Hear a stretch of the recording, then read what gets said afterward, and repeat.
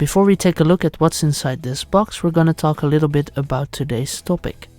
8mm film was developed by Eastman Kodak and released in the year 1932. 3 years after the most devastating stock market crash in the history of the United States, which resulted in the Great Depression, a time of great unemployment and other economic turmoil. Fast forward 33 years to the year 1965 and Super 8 film is launched by Kodak at the 1964 to 1966 World's Fair. Although this format had the same width as 8mm film, the dimensions of the rectangular perforations along one edge are smaller, which allows for a greater exposed area. Super 8 film was available in cartridge form called Kodachrome, with many options like Kodachrome 40 or 200. Kodachrome could be recorded on popular cameras like the Canon 310 XL and the Umic Mini. In 2017, Kodak even released a new Super 8 camera with LCD screen and internal battery, retailing at a ridiculous price of $2,000. But Kodachrome and Super 8 cameras is not what we're gonna take a look at today. No, today we're gonna take a look at a different side of the format, the pre-recorded side of it. Inside this box we find some Super 8 films. Well, the one we are looking at right now is a 32mm film, with the mysterious title Blue Diamonds. The film in this nice yellow canister appears to be released by Philips, although judging by the label, not on a wide scale. Let's put Blue Diamonds aside for now, because the real stars of the show are still hiding in the box. By the way, this stuff, as always of course, I found on the Dutch version of eBay, for €4 to be precise. Next up in the box we find this wonderful release of Goofy's Glider in this yellow box. Looking inside, the reel appears to be looking great. Goofy's Glider is followed by a Charlie Chaplin film released under the Chaplin's Greatest Comedy series. The title of this one appears to be Brandweermannen, the Dutch word for firefighters.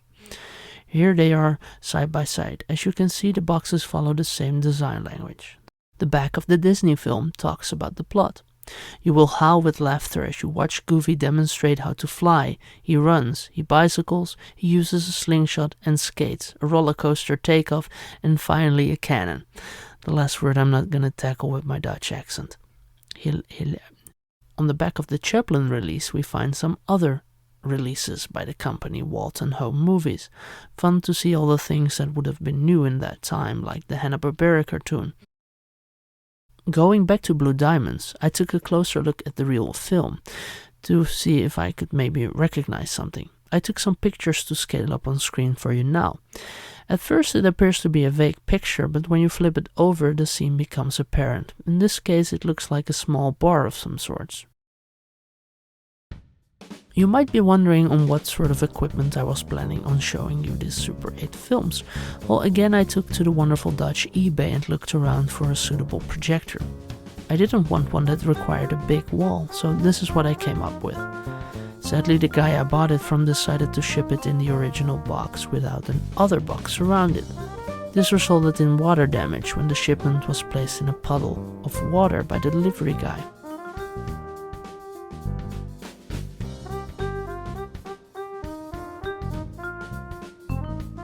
Okay, let's take a look at what projector I decided to pick up. On the top we find a reel for the film and some of the documentations, like this nice booklet with the title Film Tips and some other instruction manuals.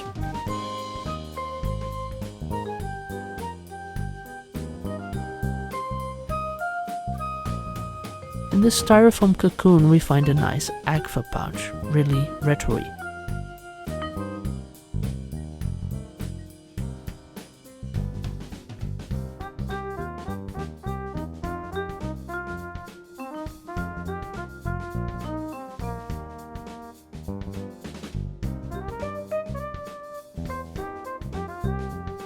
This is a camera that would ship with the projector, and even better, as you can hear me gasp, because there is a Kodachrome cartridge inside.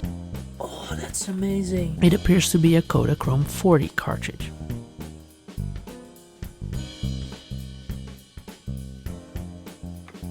Taking a look at the battery compartment, I could see that the batteries inside sadly had leaked, something very common. that I have seen with the other Super 8 and 8mm cameras that I've picked up over the years. It wasn't that much corrosion, so I tried to give the camera some quick TLC with alcohol to clear out the battery acid.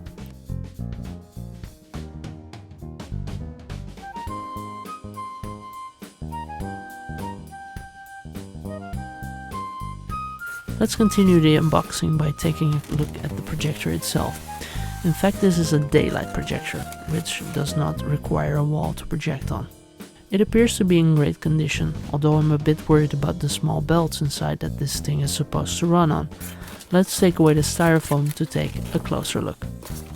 As you can see, the name on the front says Aqua Family P. Oh cool, the last owner wrote a sort of manual on this door. A door that reveals a holder for the films and a cloth. A cloth that I will use for the screen that is a bit dusty.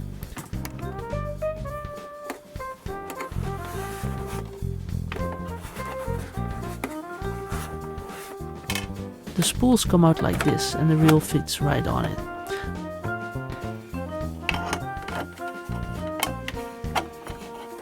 Let's plug in the power and see if we can turn it on.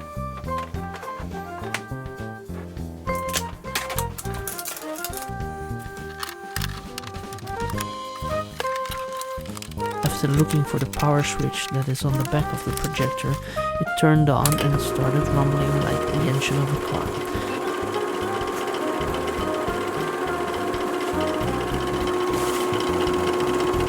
Let's put on the Charlie Chaplin film first and see if we can watch a movie.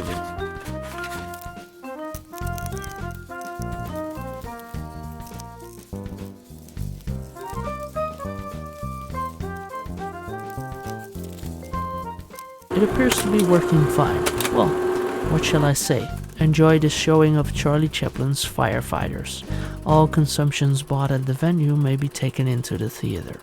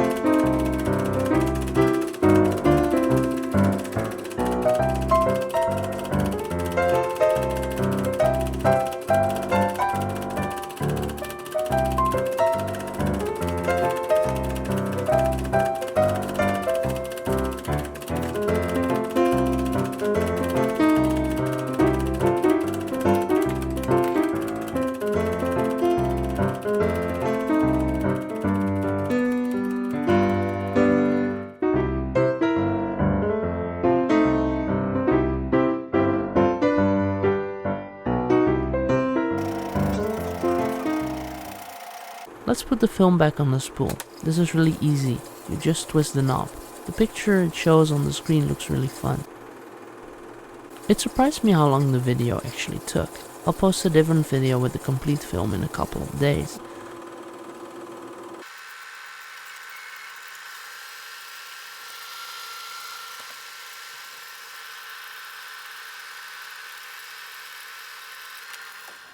Taking a closer look at the projector, moving the knob in this position starts the film. Moving it to this position rewinds the film.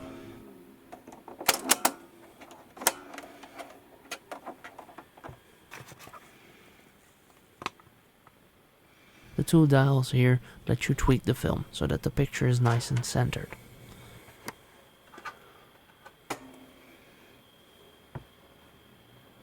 This is the light that illuminates the film, and when you leave it on for a while it gets pretty hot.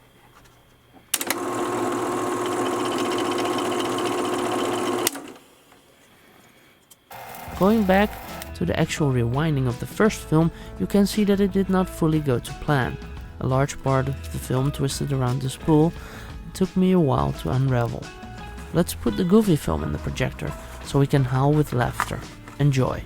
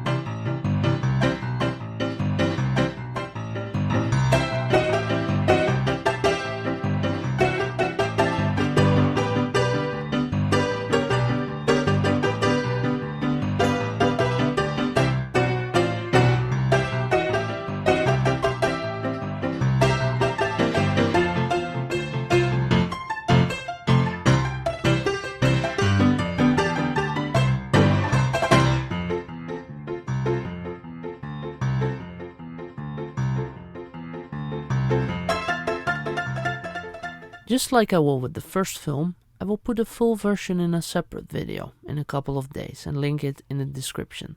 So this was a little look at the new format I added to my small collection of old formats.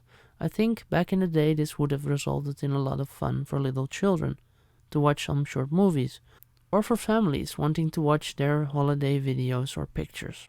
Before we end this video, let's go back to the camera. If we turn it over to this position, we can see that it actually looks a lot like a common use object.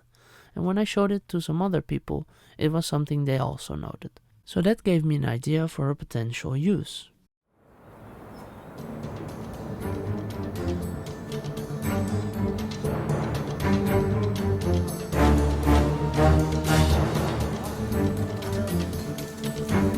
Good morning, Agent Retro. The target is right in front of you. Take some pictures with the device provided to you in your dog's leash.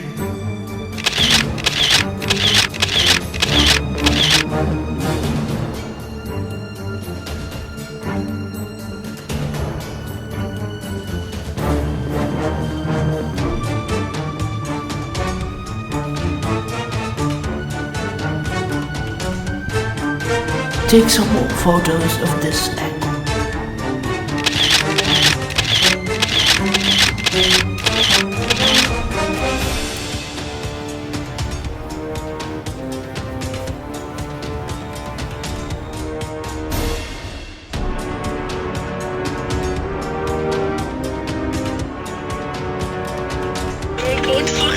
subscribe.